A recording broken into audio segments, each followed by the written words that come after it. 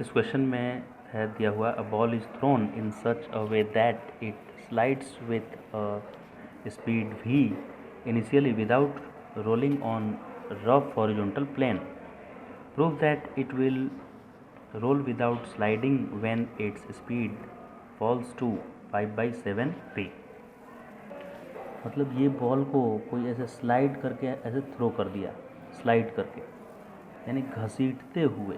कितना स्पीड से इसने थ्रो किया, किसी ने उसको मान लेते हैं हम v0 है, v0 स्पीड से किसी ने थ्रो किया, क्योंकि मुझे एक और वेलोसिटी लेना पड़ेगा, क्योंकि वो बाद में बोल रहा है कि ये ऐसे घसीटाते हुए किसी ने फेंका इसको, तो ये कुछ देर के बाद फ्रिक्शन लगने के कारण इसका क्या होने लगा, रोलिंग मोशन होने लगा।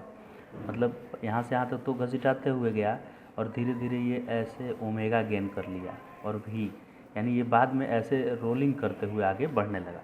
पहले इसको कैसे स्लाइड करते हुए किसी ने थ्रो किया और फ्रिक्शन लग रहा था बीच में, इसलिए बाद में वो रोलिंग मोशन करने लगा। तो जब रोलिंग मोशन स्टार्ट हो जाएगा इस बॉल का, उस वक्त आपको बताना है कि कितनी वेलोसिटी हो जाएगी इसकी, भी बतानी है उसमें कितना वेलोसिटी होगा। तो देखिए ये बॉल जब तक आगे बढ़ रहा है, अभी तो ये स्लाइड करते हुए आ रहा है, मतलब घिसाई हो रहा है इसका, तो फ्रिक्शन अपना फुल एकदम पावर के साथ रहेगा F। तो फ्रिक्शन का वैल्यू होता है, फ्रिक्शन या किसी भी फोर्स का वैल्यू होता है delta P by delta T, Newton के सेकेंड लॉ के according. F equal to change in momentum by time interval in which that momentum है चेंज्ड।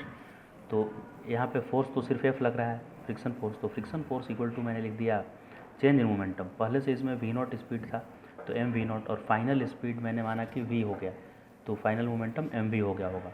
तो चेंज इन मोमेंटम इतने का आया और इतने टाइम में माना कि मैंने ये रोलिंग स्टार्ट कर दिया, तो इतने टाइम में मोमेंटम का ये चेंज आया, ठीक।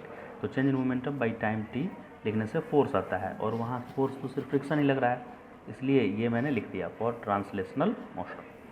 अब ये रोलिंग भी स्टार्ट कर दिया है, तो बिफोर रोलिंग उसका एंगुलर क्या था, कुछ भी नहीं था, ज़ीरो था स्टार्टिंग में, और t टाइम तक फ्रिक्शन लग रहा है। तो टॉर्क इक्वल टू क्या होगा, जैसे force equal to change in momentum by time लिखे, वैसे torque equal to change in angular momentum by time लिखेंगे। तो एंगुलर मोमेंटम आई ओमेगा होता है, और इनिशियल एंगुलर मोमेंटम ज़ीरो था, क्योंकि इनिशियली स्लाइड करता हुआ थ्रो किया था किसी ने, और t टाइम में वो रोलिंग स्टार्ट किया है। तो torque equal to change in momentum by time लिख दिया मैंने रोटेशनल मोशन के लिए इक्वेशन। इन दोनों इक्वेशन को डिवाइड करेंगे, इक्वेशन 2 बाई इक्वेशन 1 मैंने किया, तो एफ आर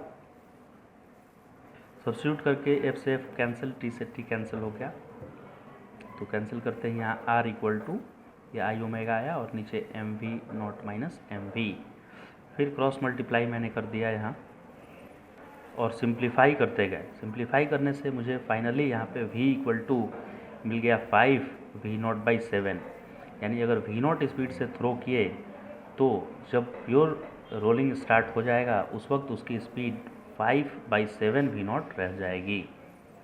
यानी इसको अगर आप v0 स्पीड से ऐसे स्लाइड करते हुए थ्रो किए तो कुछ समय के बाद ये रोलिंग ऐसे स्टार्ट कर देगा, और उस वक्त इसकी वेलोसिटी कितनी रह जाएगी, 5, जितना यहाँ पे वेलोसिटी था उतना अपॉन 7, इतना वेलोसिटी रह जाएगा।